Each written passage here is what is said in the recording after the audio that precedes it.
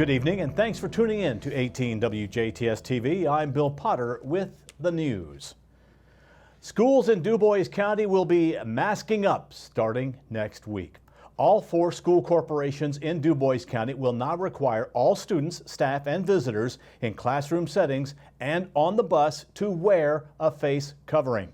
The most recent executive order from the state of Indiana requires school districts to comply with the legal authority of the Indiana Department of Health and their control measures in slowing the spread of COVID-19. As such, Greater Jasper, Southeast Dubois, Southwest Dubois, and Northeast Dubois schools beginning Tuesday, September 7th, will require face coverings. This does not apply to lunch, choir, band, or extracurricular activities. The goal of the school districts has been to keep kids going to school and prevent virtual learning. Individuals who are contact traced will not be quarantined but self-monitor for symptoms when both parties are wearing masks. Exposure in outdoor settings during the day do not need to be contact traced or quarantined. Exposures during indoor activities where masks cannot be worn will require contact tracing within 6 feet. Students exposed to COVID-19 outside of the schools will still be required to comply with quarantine time periods and may continue to learn virtually. Exceptions to the quarantine include proof of vaccine or proof of COVID within the last 90 days. The 4 Dubois County School Corporation superintendents recognize that these changes will result in a wide array of opinion. It is their hope that once the current executive order expires at the end of September, local control will be reinstated. According to a joint statement from the 4 superintendents, ultimately, the priority is the safety of students, as well as a legal obligation to comply with the Indiana statute and executive orders of the governor. Please visit our website, WJTS.tv, for the full details of the changes of operations at the 4 schools. And Indiana is facing the latest wave of COVID-19 with 5,079 new cases reported today for the state and 20 new deaths. To date, there have been a total of 873,480 cases of COVID-19 and a total of 14,121 deaths reported in the state, with 449 additional deaths ruled as probably associated with COVID-19. There have also been 105 confirmed cases of multisystem inflammatory syndrome in children. As of right now, only 53.2% of Indiana's population is fully vaccinated. Dubois County saw 44 new cases and 1 new death reported today by the Indiana Department of Health, and a 7-day positivity rate of 11.2% amongst all tests and 21.5% amongst unique individuals. To date, there have been a total of 7,106 cases for the county, and 120 Dubois County residents have died from the virus. As of right now, only 56.1% of the county is fully vaccinated. For the surrounding counties, those numbers may be worse. Spencer has 25 new cases with 49.5% of its population vaccinated. Davies has 36 new cases with only 35.4% of its population vaccinated. Martin has 18 new cases with 39% of its population vaccinated. Lawrence has 48 new cases with 47% of its population vaccinated. Orange has 26 new cases with 47% of its population vaccinated. Pike has 22 new cases with 41.1% of its population vaccinated. Crawford sees 6 new cases with 44.6% of its population vaccinated. Perry has 21 new cases with 55.5% of its population vaccinated. And Warwick has 82 new cases with 62.4% of its population vaccinated. 35.6% of ICU beds in Indiana District 10 are in use for COVID alone. The current recommendation from the World Health Organization, the Center for Disease Control, and Indiana Department of Health to help combat the COVID-19 virus is to get vaccinated. The higher the percentage of the population that is vaccinated, the safer we all will be. To schedule your first shot, go to ourshot.in.gov. And to look at a complete breakdown of the COVID-19 statistics for the state of Indiana, go to coronavirus.in.gov. And by the way, yes, I am fully vaccinated. You should be too. A search warrant in Orange County ended with 2 people behind bars this week. The Indiana State Police All Crimes Policing Squad served a search warrant at a home on County Road 540 East in Marengo on Tuesday. Terry and Kimberly Moson were located inside the residence. While executing a search warrant, officers located numerous smoking devices, a mirror with a crystal substance on it, and a loose crystal substance on the floor of the home, which police believe to be methamphetamine.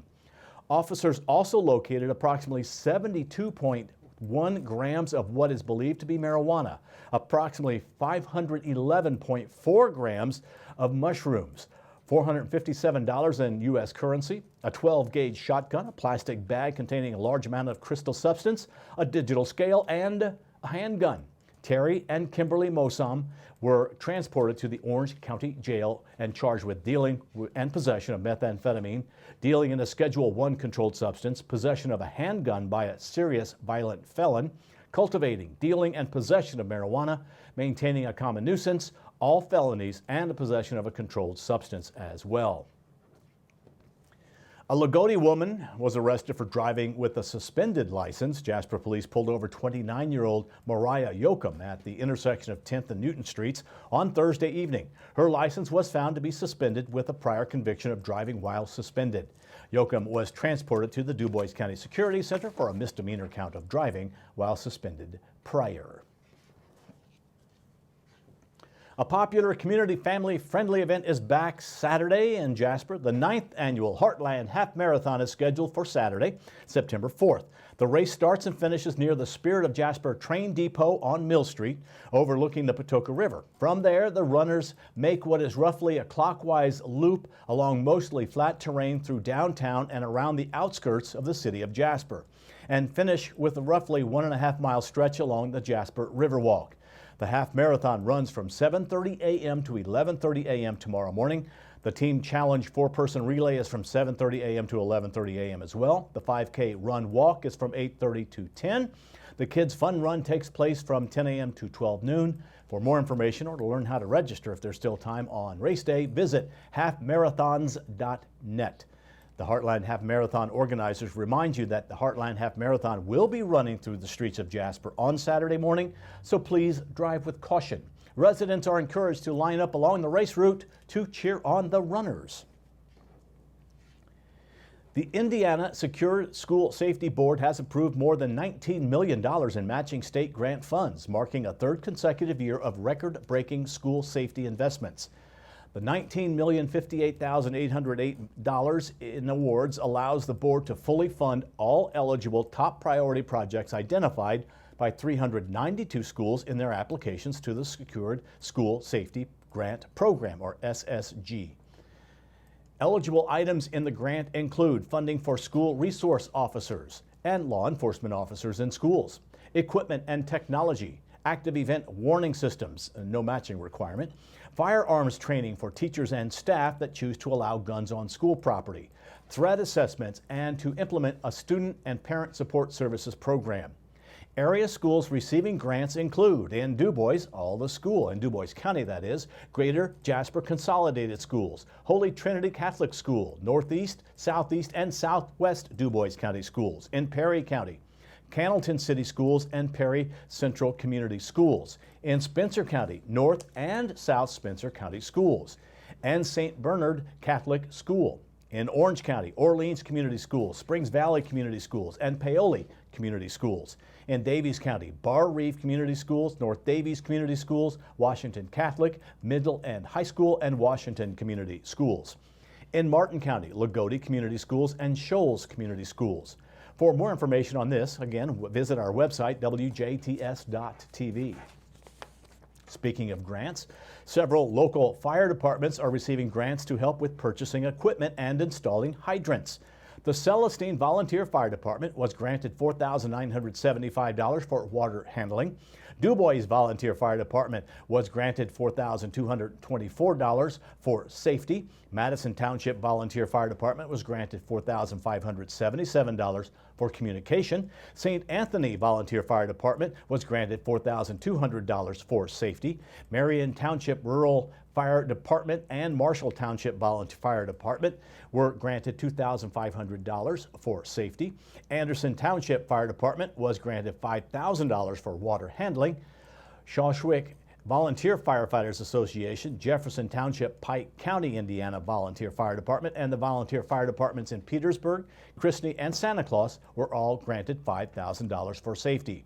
Patoka Township Volunteer Fire Department was granted $4,260 for wildland, and the awards will be used for training, installation of dry hydrants, or purchasing necessary firefighting equipment and gear to combat wildland fires. The grants were administered by the DNR Division of Forestry and made available through the U.S. Department of Agriculture Forest Service.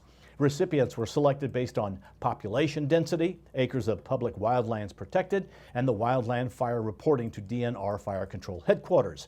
As in past years, emphasis was given to projects that involve the fighting of wildfires. The awarded grants ranged from $1,590 to $5,000 and were given to 73 total departments. And pedestrians will soon have a place to walk along another section of Newton Street in Jasper. The city of Jasper has hired a contractor to construct a sidewalk on the portion of Newton Street from the State Police Post to 30th Street. This project will necessitate the closure of the northbound lane. The center turn lane will be the northbound lane. This work is scheduled to start on Tuesday, September 7th, next week. This lane closure will remain in place for the duration of the project. The city of Jasper reminds motorists to slow down in construction zones. The Indiana Department of Transportation has announced another road project for southern Indiana. Scheduled is a bridge overlay project for State Road 61 near Winslow in Pike County. Contractors are closing the State Road 61 bridge spanning the Patoka River just south of the Winslow town limit near Mill Street on or around Tuesday, September 7th. Workers will be applying a new driving surface to the bridge at this location. The road will be closed around the clock during this project. Work is expected to last for about 5 days, depending on weather conditions. Local traffic will still have access up to the point of closure, but all through traffic should use the official detour following State Road 64 and I-69. A manager at Springs Valley Bank and Trust has graduated from banking school. Assistant Vice President and Loan Operations Manager Brian Schwartz graduated from the Graduate School of Banking at the University of Wisconsin-Madison on August 13th. Before joining Springs Valley, Schwartz worked with Beeler Foods for over 19 years. Schwartz joined Springs Valley Bank and Trust Company as a loan processor in 2014. He transitioned into the loan operations manager role in 2016 and named Assistant Vice President and Loan Operations Manager in 2018. Schwartz is a graduate of Jasper High School and holds an associate degree in business management and accounting from Vincennes University. He resides in Dubois County with his wife Julie and daughters Ashlyn and Brindley. And all but 9 Indiana counties are getting the green light to once again put bird feeders out. The State Department of Natural Resources yesterday said it's safe to feed birds once again. Earlier this summer, the DNR told people to take down their bird feeders because of the mystery illness that killed songbirds across the state. The 9 counties still under a bird feeder advisory include Allen, Hamilton, Hendricks, Johnson, Lake, Marion, Monroe, Porter, and St. Joseph. So basically in our listening area, you are free to feed the birds. Now stay tuned. Your weekly forecast and sports with Kurt Guxell are still to come on 18 WJTS News.